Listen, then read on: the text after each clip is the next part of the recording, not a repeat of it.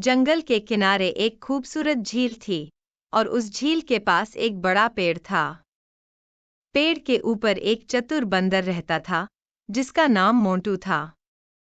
उसी जंगल में एक गंदा खरगोश भी रहता था जो हमेशा गंदगी में रहने और अपने शरीर की सफाई न करने के लिए जाना जाता था।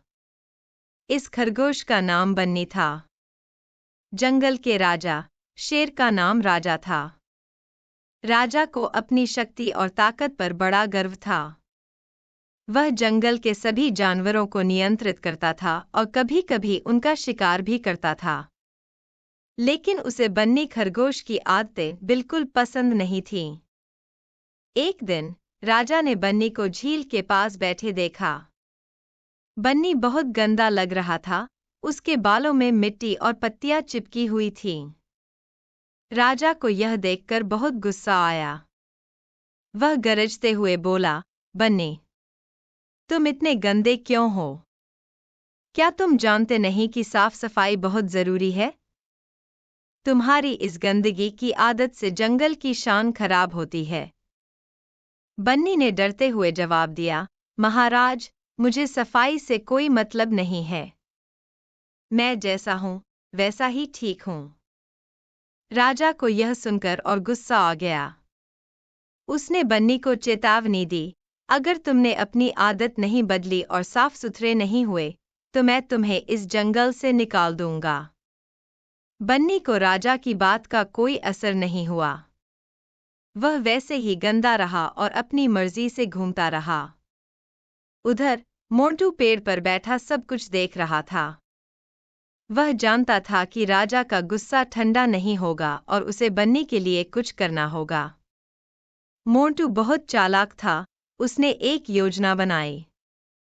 अगले दिन मोंटू ने झील के पास एक बड़ा आईना रखा और उसे इस तरह सेट किया कि जब बन्नी झील के पास आए तो उसे अपनी ही परछाई दिखाई दे। बन्नी जब झील के पास आया तो उसने आईने में अपनी परछाई देखी। वह डर गया, उसे लगा कि यह कोई और खरगोश है जो उससे भी ज्यादा गंदा है। बन्नी ने सोचा, अगर मैं भी ऐसा दिख रहा हूं तो मैं कितना गंदा हूं। उसे अपनी गलती का एहसास हुआ और उसने तुरंत झील में जाकर नहाया। उसने अपने शरीर को अच्छे से साफ किया और तब जाकर उसने चैन की सांस ली। उसी समय राजा वहां आ गया और उसने बन्नी को साफ सुथरा देखकर कहा, अब तुम अच्छे लग रहे हो, बन्नी। इस तरह रहने से तुम भी स्वस्थ रहोगे और जंगल भी सुंदर लगेगा। बन्नी ने राजा और मोंटू का धन्यवाद किया और वादा किया कि वह हमेशा साफ सुथरा रहेगा। राजा ने मुस्कुराते हुए बन्नी की बात मानी और जंगल में शांति से लौट गया। मोंटू पेड़ पर बैठा हुआ खुशी खुशी फल खाने लगा क्योंकि उसकी योजना कामयाब हो गई थी। इस प्रकार बन्नी ने अपनी गंदगी की आदत को छोड़ दिया और जंगल में सभी जानवरों के साथ खुशी खुशी रहने लगा। कहानी का संदेश सफाई अपनाने से न केवल हमारा स्वास्थ्य अच्छा रहता है, बल्कि हमारे आसपास का वातावरण भी साफ सुथरा और सुंदर बना रहता है।